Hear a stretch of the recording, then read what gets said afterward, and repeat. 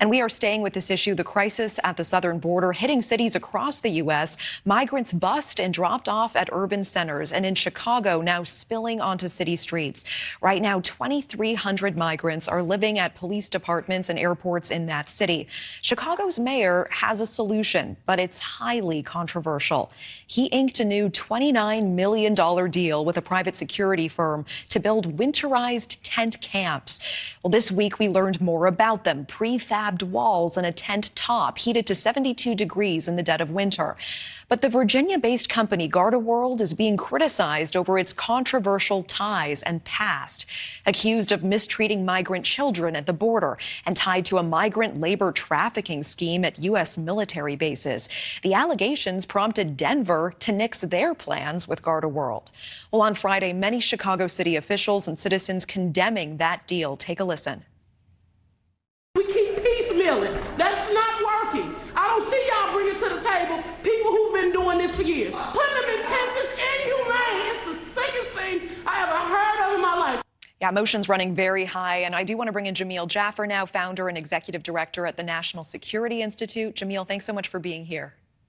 Absolutely. Thanks for having me, Natasha. Before we even get to the allegations, Jamil, do you think that winterized tent camps in Chicago is the best way to solve the migrant crisis there?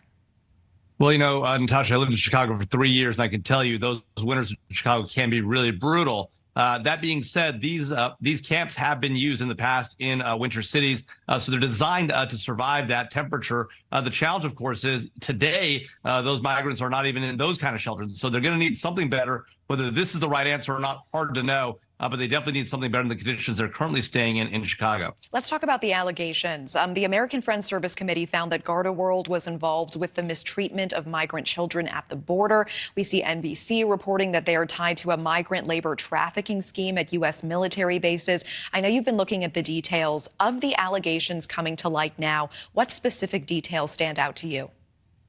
Well, obviously, these concerns about the way that migrant children were treated at the border near Texas at a Gardaworld facility or a facility managed by Gardaworld. Gardaworld has had their own story about this, right? Their view is they weren't responsible for the way that the children were treated. They were responsible for the overall security and the building of that camp. There's a dispute here between the parties as to what exactly took place.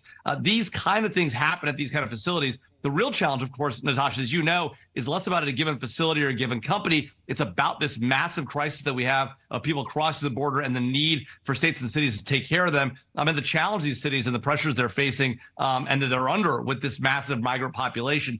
It is a challenge not just for the cities themselves, the contractors that deliver these services, but the migrants who are coming here and who are in situations which are as difficult or maybe as challenging as where they left. You know, and Denver has nixed their plans with Gardaworld this year. And we do want to point out News Nation reached out to Gardaworld. They gave us this statement in part, quote, "We categorically refute all allegations of abuse or neglect in any Gardaworld company operations.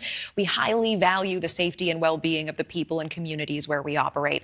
And Jamil, in the meeting on Friday, we heard criticism that the money should go towards lasting infrastructure that can later be used for Chicago's homeless population or the homeless vet population. Do you think that that would be a better use of $30 million? Well, there's no doubt that putting the money to infrastructure and long-term infrastructure is a good idea. The question is, can you get long-term infrastructure for $30 million, and can you get it by the coming winter? These migrants are in Chicago today. They're not protected. I understand the desire to make something permanent and concrete. The question is, can you get it, and why hasn't the city been acting on this for the months they've known about this problem coming at them? Okay. Jamil Jaffer, always appreciate your insight and time. Thank you so much.